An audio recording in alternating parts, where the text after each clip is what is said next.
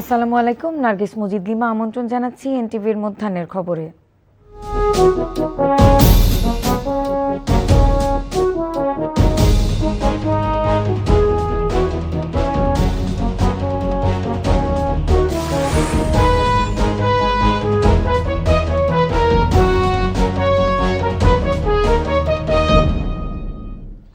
পাঁচ আগস্ট, আজ থেকে 2 বছর আগে এই দিনে জনতার বাঁধ ভাঙা জোয়ারে তছনছ হয়ে যায় স্বৈরাচার শেখ হাসিনার মসনদ। ক্ষমতা ছেড়ে পালিয়ে যান ভারতে। বিপ্লবী ছাত্র জনতার সেই রক্তক্ষয়ী দিনে মা হারিয়েছে সন্তান, পিতার কাঁধ ভারী হয়ে ওঠে পুত্রের লাশে। এমন সব হাজারো ত্যাগের বিনিময়ে ফ্যাসিবাদ মুক্ত হয় দেশ।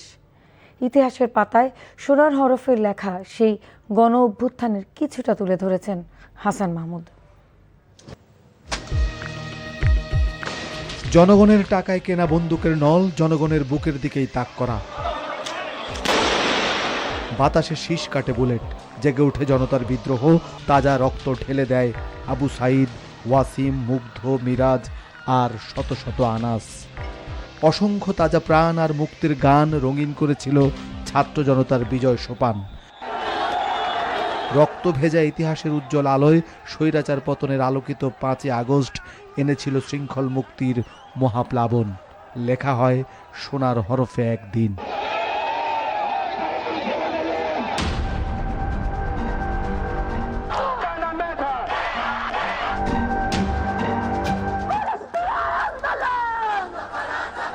দু 5 জুন হাইকোর্ট 2018 সালে সরকারি চাকুরিতে কোটা বাতিলের সরকারি সিদ্ধান্তকে অবৈধ ঘোষণা করলে 6 জুন রাজপথে নামে শিক্ষার্থীরা।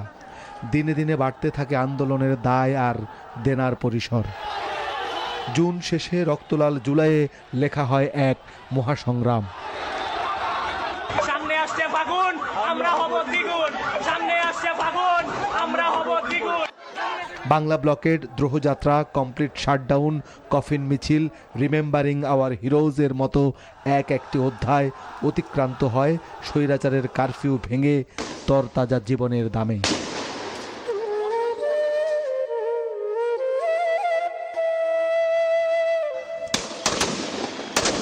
স্বৈরাচার সরকারের নির্দেশে করা পুলিশের নির্দয় গুলি উড়িয়ে দিয়েছে শিশুর মাথার খুলি, ঝাঁঝরা করেছে কিশোরের বুক, বৃদ্ধের চিবুক। শহীদি রক্তের আলপনায় ভিজেছিল বাংলার রাজপথ। বহু রক্তের বিনিময়ে ঘাত প্রতিঘাতে স্বৈরাচার পতনের এক দফা নিয়ে হাজির হয় 2024-এর 5 আগস্ট সোমবার সকাল। একদিকে গণ আন্দোলনের মার্চ টু ঢাকা কর্মসূচি, অন্যদিকে অনির্দিষ্টকালের কারফিউ। বেলা 11টার পর এক দফা দাবিতে অলি গলি রাজপথে নামে মানুষের ঢল। আশুলিয়ায় শিক্ষার্থী হত্যার পর পুড়িয়ে ফেলা হয় লাশ। দেশে একটা ক্রান্তিকাল চলছে। মাননীয় প্রধানমন্ত্রী পদত্যাগ করেছেন। দুপুরের দিকে সেনাপ্রধানের জাতির উদ্দেশ্যে ভাষণের খবরে সড়কগুলো পরিণত হয় জনসমুদ্রে। আবাল বৃদ্ধ বনিতা সহ সর্বস্তরের মানুষ গণভবন, সংসদ ভবন, প্রধানমন্ত্রী কার্যালয় সহ সবকিছু দখলে নেয়। গণরোষে দেশ ছেড়ে পালিয়ে যায় স্বৈরশাসক। নারায়ণগঞ্জ, মুন্সিগঞ্জ, সাভার, গাজীপুরের সব পথে মানুষ আসতে থাকে ঢাকার দিকে। ঢাকা বিশ্ববিদ্যালয় সহ নগরীর সবগুলো সড়কে তখন রঙের উচ্ছ্বাস। ফ্যাসিবাদের কালো অক্টোপাস থেকে মুক্তির উল্লাসে মাতে গোটা বাংলাদেশ। দীর্ঘদিনের দীর্ঘ অপেক্ষার অবসান শেষে ভারহীন এক বাংলাদেশ যেন জেগে উঠে পথে পথে রং ছড়িয়ে।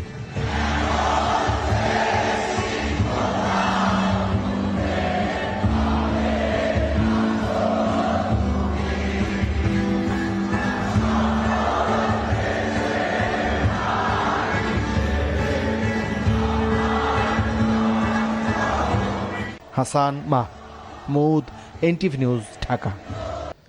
একটি গোষ্ঠী পরিকল্পিতভাবে দেশকে অস্থিতিশীল করার অপচেষ্টা করছে উল্লেখ করে প্রধানমন্ত্রী তারেক রহমান বলেছেন, অহেতুক ইস্যু সৃষ্টি তৈরিরও চেষ্টা করা হচ্ছে। অভ্যুত্থানের দ্বিতীয় বছরে জুলাই স্মৃতি জাদুঘর উদ্বোধন করে তিনি এসব কথা বলেন। প্রধানমন্ত্রী বলেন, যথাযথ প্রক্রিয়া অনুসরণ করে জুলাই হত্যাকাণ্ডের বিচার হবে স্বচ্ছ, নিরপেক্ষ ও বিশ্বাসযোগ্য। হাসান মাহমুদের আরেকটি রিপোর্ট।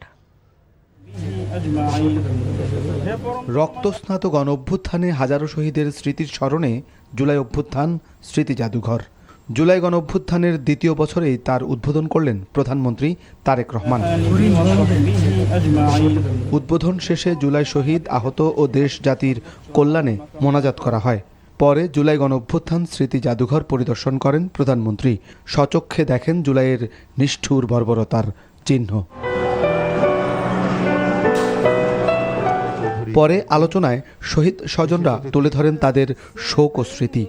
1400 শহীদ ও 30,000 আহত সন্তানদের আত্মত্যাগের বিনিময়ে আজকে আমরা এই ফ্যাসিস্ট মুক্ত দেশ পেয়েছি। আমি তো আর আমার সন্তানকে পাবো না, যেন আমি ওই স্মৃতিটা দেখে মনে করতে পারি যে আমার ছেলে ওই কলেজে পড়ছে। জুলাই শহীদ ও আহতদের স্মরণ করে ডক্টর মোহাম্মদ ইউনুস বলেন, এটি হবে মাইল ফলক। এখান থেকে আমরা যে নারীর সূত্র যে রেখে যাব সবার কাছে, এই সূত্র যেন আর ছিন্ন না হয়। পরে প্রধানমন্ত্রী জুলাই স্মৃতি জাদুঘরের জন্য যারা অক্লান্ত পরিশ্রম করেছে তাদের প্রতি কৃতজ্ঞতা জানিয়ে বলেন, এই দিনটি দেশের যুগান্তকারী গণতান্ত্রিক ইতিহাসের স্মারক। এই জাদুঘর শুধুমাত্র 2024 সালের নৃশংস ঘটনার স্মারক হবে না। এই জাদুঘর বাংলাদেশের মানুষের সামগ্রিক গণতান্ত্রিক অভিযাত্রার সঙ্গে জুলাই গণ অভ্যুত্থানের সম্পর্ক তুলে ধরবে। শুধুমাত্র জুলাই গণ অভ্যুত্থানই নয়, এখানে বাংলাদেশের প্রতি গণতান্ত্রিক আন্দোলন সংগ্রামের ইতিহাসও সংরক্ষিত থাকা জরুরি। প্রধানমন্ত্রী বলেন, বিভিন্ন ইস্যু সৃষ্টি করে ফ্যাসিবাদ মুক্ত দেশকে কেউ কেউ এখন অস্থিতিশীল করার অপচেষ্টা করছে। ফ্যাসিবাদ মুক্ত বাংলাদেশে কেউ কেউ অহেতুক ইস্যু তৈরি করে দেশে অস্থিরতা সৃষ্টির অপচেষ্টা শুরু করেছে।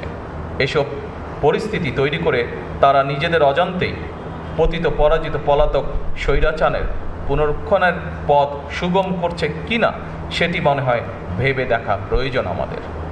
তারেক রহমান বলেন, অসম্পূর্ণ, অতিরঞ্জন বা উদ্দেশ্যপ্রণোদিত বয়ান ইতিহাসকে শক্তিশালী করে না। এ সময় হতাহতদের স্বচ্ছ বিচারের কথাও উল্লেখ করেন প্রধানমন্ত্রী।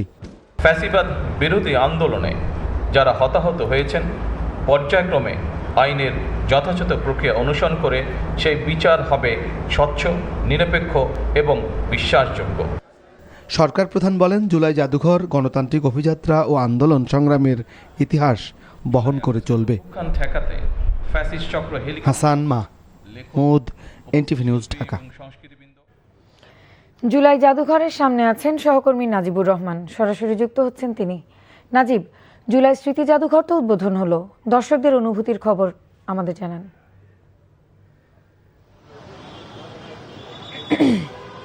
সকালে জুলাই গণ অভ্যুত্থান স্মৃতি জাদুঘর উদ্বোধনের পরপরই কিন্তু জুলাই অভ্যুত্থান স্মৃতি জাদুঘরের সামনে দর্শনার্থীদের আমরা ভিড় দেখতে পেয়েছি। এছাড়াও বিএনপি এবং অঙ্গ সংগঠনের নেতাকর্মীরাও কিন্তু এই জাদুঘরের সামনে অপেক্ষা করেছেন। তবে যে বিষয়টি তারা অনেকেই জানেন না, এই কারণে দর্শনার্থীদের ভিড় আমরা কিছুটা লক্ষ্য করেছি। সেই কারণটি হচ্ছে আগামীকাল নাগাদ কিন্তু সর্বসাধারণের জন্য এই জাদুঘরটি উন্মুক্ত হচ্ছে। আজ এই জাদুঘরে কেউ প্রবেশ করতে পারছেন না, তবে আগামীকাল থেকে কিন্তু সাধারণ মানুষ এই জাদুঘরে অনলাইন বুকিংয়ের মাধ্যমে এই জাদুঘরটি পরিদর্শন করতে পারবেন এবং এখানে যেই স্মৃতিচিহ্নগুলো রাখা হয়েছে জুলাই গণ অভ্যুত্থানের স্মৃতিচিহ্নগুলো কিন্তু তারা দেখতে পাবেন।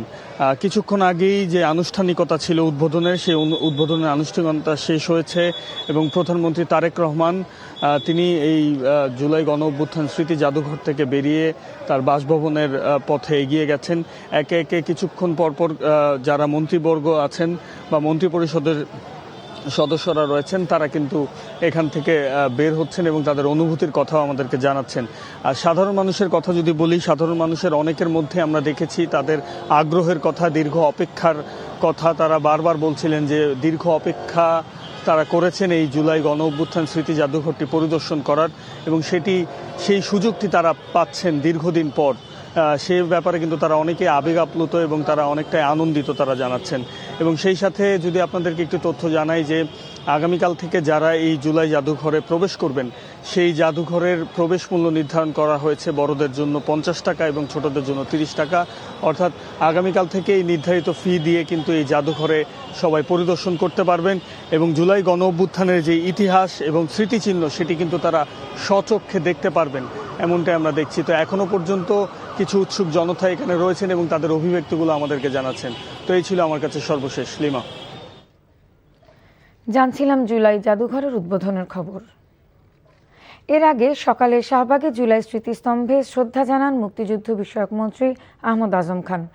পরে সাংবাদিকদের তিনি বলেন, দীর্ঘ 18 বছর আন্দোলন সংগ্রামের মধ্য দিয়ে যেসব রাজনৈতিক দল জুলাই গণ অভ্যুত্থানের পথ তৈরি করেছে তাদের মধ্যে কোনো বিভক্তি সৃষ্টি হওয়া উচিত নয়। এ সময় মুক্তিযুদ্ধ বিষয়ক প্রতিমন্ত্রী ইশরাক হোসেন বলেন, দেশের বিভিন্ন ক্যাম্পাসে যে অস্থিতিশীল পরিস্থিতি তৈরি হচ্ছে তা ফ্যাসিবাদের পরিকল্পিত ষড়যন্ত্রের অংশ হতে পারে। পরে স্মৃতিস্তম্ভে শ্রদ্ধা জানান সকল স্তরের মানুষ। তারা জুলাই শহীদদের শ্রদ্ধার সাথে স্মরণ করেন। জুলাই গণ অভ্যুত্থান দিবস উপলক্ষে সারা দেশে পালিত হচ্ছে নানা কর্মসূচি। সকালে কুমিল্লা টাউন হল প্রাঙ্গণে জুলাই স্মৃতিস্তম্ভে পুষ্পস্তবক অর্পণের মাধ্যমে কর্মসূচির সূচনা হয়। পরে জেলা শিল্পকলা একাডেমি পর্যন্ত বর্ণাঢ্য র্যালি অনুষ্ঠিত হয়। নারায়ণগঞ্জ জেলা প্রশাসনের উদ্যোগে জুলাই স্মৃতিস্তম্ভে শ্রদ্ধা নিবেদন ও শহীদদের আত্মার মাগফিরাত এবং আহতদের সুস্থতা কামনায় দোয়া অনুষ্ঠিত হয়। এদিকে মৌলভীবাজার জেলা শিল্পকলা একাডেমিতে জুলাই যোদ্ধাদের সংবর্ধনা, আলোচনা সভা ও সাংস্কৃতিক অনুষ্ঠান অনুষ্ঠিত হয়েছে। দিবসটি উপলক্ষে নেত্রকোনা জেলা প্রশাসনের উদ্যোগে শহরের জয়ের বাজার মোড়ে জুলাই স্মৃতিস্তম্ভে পুষ্পস্তবক অর্পণ করা হয়। এছাড়া জামালপুর ও চাঁদপুরও নানা কর্মসূচি পালন করা হয়েছে। 5 আগস্টের সকালটা মুক্তিকামী মানুষের কাছে ছিল চরম উদ্বেগ, উৎকণ্ঠা, ভয় আর আতঙ্কের। কিন্তু গণভবনের দিকে লাখ লাখ মানুষের স্রোত, এনটিভি সহ গণমাধ্যমে সম্প্রচারের দৃশ্য শেখ হাসিনাকে দেখানোর পরই মসনদ ছাড়তে রাজি হন শেখ হাসিনা। কেটে যায় সকল সংশয়। সেদিনের গণভবন ঘেরাও দৃশ্যপট তুলে ধরছেন ওবায়দুল্লাহ মামুন। মার্চ টু ঢাকা কর্মসূচি 5 আগস্ট 2024। এই আন্দোলন কর্মসূচি সফল হবে নাকি স্বৈরাচারের সাজানো ছকে নস্যাৎ হবে? হাজারো প্রাণের বিনিময়ে এগিয়ে যাওয়া শেখ হাসিনা পতনের এক দফা কর্মসূচি। এমন উদ্বেগ, উৎকণ্ঠা, ভয় আর আতঙ্ক দিয়ে শুরু হয়েছিল সেদিনের ভোর। তবে সূর্যের আলোরশ্মি যতই তেজ ছড়াতে থাকে ততই চারদিক থেকে গণমাধ্যমের কর্মীদের কাছে খবর আসতে থাকে মানুষ রাস্তায় নামছে। উত্তরা, যাত্রাবাড়ি, গাবতলী, বাড্ডা, রামপুরা, চানখারপুল মানুষ জেগে উঠেছে।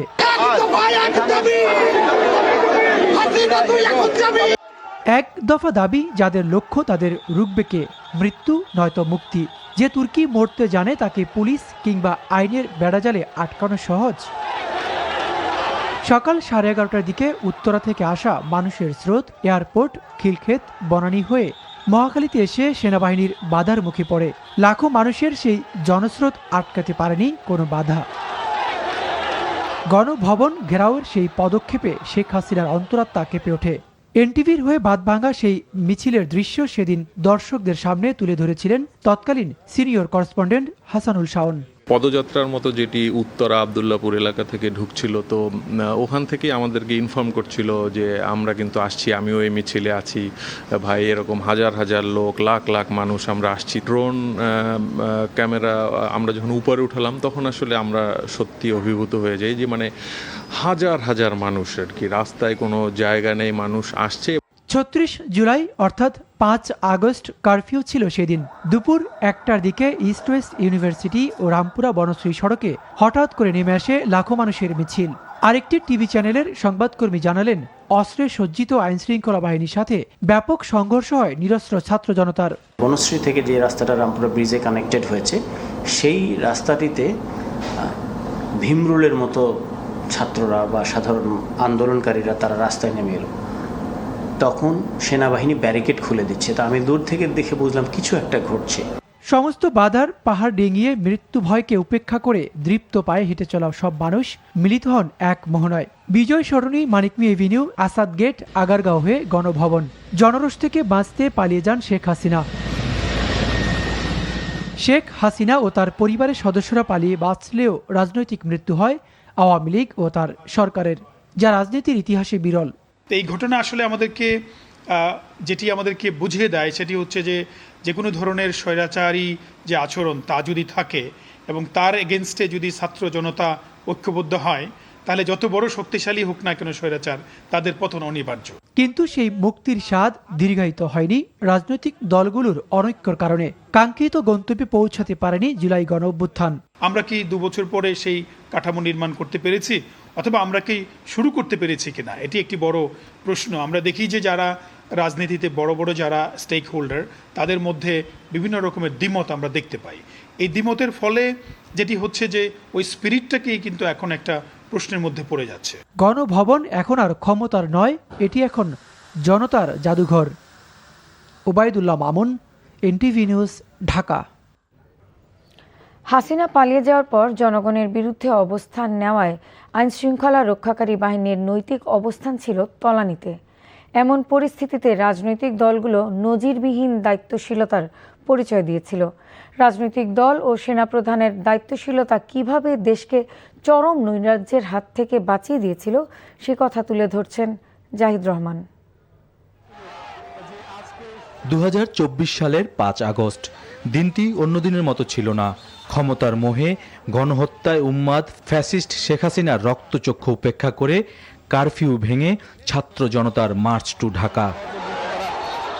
সেদিন দুপুরে জাতির উদ্দেশ্যে সেনাপ্রধান জেনারেল ওয়াকারুজ্জামানের ভাষণের খবরে আশার আলো ছড়িয়ে পড়ে দেশে। সচল হতে থাকে ইন্টারনেট পরিষেবা। ছাত্র জনতার জনসমুদ্রের ঢেউ আছড়ে পড়ে পলাতক প্রধানমন্ত্রীর কার্যালয়, গণভবন, জাতীয় সংসদ ভবন সহ ফ্যাসিস্টদের আস্তানায়। সেনানিবাসে সংকট সমাধানে বিএনপি, জামায়াত সহ দেশের সকল রাজনৈতিক দলের প্রতিনিধিদের সাথে জরুরি বৈঠকে বসেন সেনাপ্রধান। বৈঠক শেষে ঘোষণা আসে অন্তর্বর্তী সরকার গঠনের। ইন্টারিম গভর্নমেন্টের মাধ্যমে এদেশের সমস্ত কার্যকলাপ চলবে। প্রত্যাশিত গণতান্ত্রিক দেশ গড়তে সবার মতামতে ক্যান্টনমেন্ট থেকে প্রতিনিধি দল রওনা হন বঙ্গভবনের উদ্দেশ্যে। রাজনৈতিক, অর্থনৈতিক, সামাজিক, সাংস্কৃতিক সংস্কারের মধ্য দিয়ে একটা জাতীয় পুনর্গঠন, এইটা আমাদের পূর্বতন দীর্ঘ লড়াইয়ের ধারাবাহিকতায় এসে এই যুগপৎ আন্দোলন তৈরি হয়েছে এবং তার 31 দফার ভিত্তি তৈরি হয়েছে। কাজে এই পুরো প্রক্রিয়াটাকে এগিয়ে নিয়ে যাওয়াটা আমরা আমাদের কর্তব্য মনে করেছি। ফ্যাসিস্টদের বিদায়ে নিজেদের বুকের তাজা রক্ত ঢেলে দেওয়ায় বিধিনিষেধের পথ পেরিয়ে ছাত্র জনতাকে অভিনন্দন জানান তৎকালীন বিএনপির ভারপ্রাপ্ত চেয়ারম্যান তারেক রহমান, যা দেশের সকল গণমাধ্যমে বহুদিন পর সম্প্রচার হয়। শহীদের প্রাণের বিনিময় জনতার ঐতিহাসিক এই বিপ্লবের মধ্যে দিয়ে গণহত্যাকারী খুনি হাসিনার পতন হয়েছে। অন্তর্বর্তী সরকার গঠনের লক্ষ্যে সেনাপ্রধান, নৌপ্রধান, বিমান বাহিনীর প্রধান এবং দেশের বিভিন্ন রাজনৈতিক দলের নেতা ও সুশীল সমাজের প্রতিনিধিদের সঙ্গে বঙ্গভবনে বৈঠক করেন তৎকালীন রাষ্ট্রপতি মোহাম্মদ শাহাবুদ্দিন। বৈঠকে বৈষম্য বিরোধী ছাত্র আন্দোলনে নিহতদের স্মরণে শোক প্রস্তাব সর্বসম্মতিক্রমে বিএনপি চেয়ারপারসন বেগম খালেদা জিয়াকে অনতিবিলম্বে মুক্তি দেওয়ার সিদ্ধান্ত হয় বৈষম্য বিরোধী আন্দোলনে আটক সব বন্দীকে মুক্তি দেওয়ারও। রাতে জাতির উদ্দেশ্যে ভাষণ দেন তৎকালীন রাষ্ট্রপতি মোহাম্মদ শাহাবুদ্দিন। প্রধানমন্ত্রী শেখ হাসিনা রাষ্ট্রপতির কাছে পদত্যাগপত্র জমা দিয়েছেন এবং আমি তা গ্রহণ করেছি। দেশের মানুষের প্রত্যাশা পূরণে শুরু হয় নতুন যাত্রা। সেই অভিযাত্রার পথ ধরে সাধারণ নির্বাচনের মাধ্যমে দীর্ঘ 1.5 দশক পর দেশের মানুষ একটি গণতান্ত্রিক সরকার পায় 2026 সালে। সরকারের প্রধানমন্ত্রী পদের কর্তব্য। Zahid Rahman, NTV news, Dhaka. আজ সন্ধ্যা থেকে মহেশখালী এলএনজি টার্মিনাল থেকে 200 থেকে 250 মিলিয়ন ঘনফুট গ্যাস সরবরাহ বাড়বে বলে জানিয়েছেন কর্ণফুলী গ্যাস ডিস্ট্রিবিউশনের এমডি প্রকৌশলী মোহাম্মদ সালাউদ্দিন। আগামী 2-1 দিনের মধ্যে সরবরাহ পুরোপুরি চালুর আশাও করেন তিনি। সকালে জুলাই গণ অভ্যুত্থান দিবসে পুষ্পস্তবক অর্পণ শেষে সাংবাদিকদের প্রশ্নের জবাবে তিনি একথা জানান। আমাদের প্রায় 450 MMCFD গ্যাস আমরা কম পাচ্ছি, সেটা হয়তো আংশিকভাবে এখানে 2টা ছিল বয়লার ছিল, তার মধ্যে একটা বয়লার হয়তো বা চালু হয়ে যাবে আজকে থেকেই, সন্ধ্যা রাত্রে থেকেই, পরবর্তীতে বাকি অংশ পরবর্তীতে হবে। বিভিন্ন ক্যাম্পাসে হামলার প্রতিবাদে গণজমায়েত ও গণমিছিল করেছে ইসলামী ছাত্র শিবির। সকালে কেন্দ্রীয় শহীদ মিনার থেকে গণমিছিল নিয়ে রাজু ভাস্কর্যের সামনে জড়ো হয় ছাত্র শিবিরের নেতাকর্মীরা। এ সময় ছাত্র শিবিরের সাথে জামায়াতে ইসলামীর কেন্দ্রীয় নেতারা উপস্থিত ছিলেন। গণজমায়েতে ছাত্র শিবির সভাপতি নুরুল ইসলাম সাদ্দাম বলেন, ক্যাম্পাসে আবারও গণরুম, গেস্টরুম ও হল দখলের সংস্কৃতি ফিরিয়ে আনতে মরিয়া হয়ে উঠেছে ছাত্রদল। যারা হামলা করেছে তারা একজনও ছাত্র নয় দাবি করেন শিবির সভাপতি। এ সময় নুরুল ইসলাম সাদ্দাম ছাত্রদলকে ক্যাম্পাসে সংযত হওয়ার আহ্বান জানান। এরপর ক্যাম্পাস আবারও উত্তপ্ত হলে এর দায় সরকার নিতে হবে বলেও হুঁশিয়ারি দেন তিনি। এই ছিল মধ্যাহ্নের খবরে। এই খবরের ভিডিও সহ আপডেট জানতে ভিজিট করুন এনটিভি অনলাইন www.ntvbd.com। এছাড়াও এনটিভির জনপ্রিয় সব অনুষ্ঠান ও খবরের আপডেট জানতে ভিজিট করুন আমাদের ইউটিউব ও ভেরিফাইড ফেসবুক পেজে। 2টায় দুপুরের খবর দেখার আমন্ত্রণ রইল। ধন্যবাদ সবাইকে।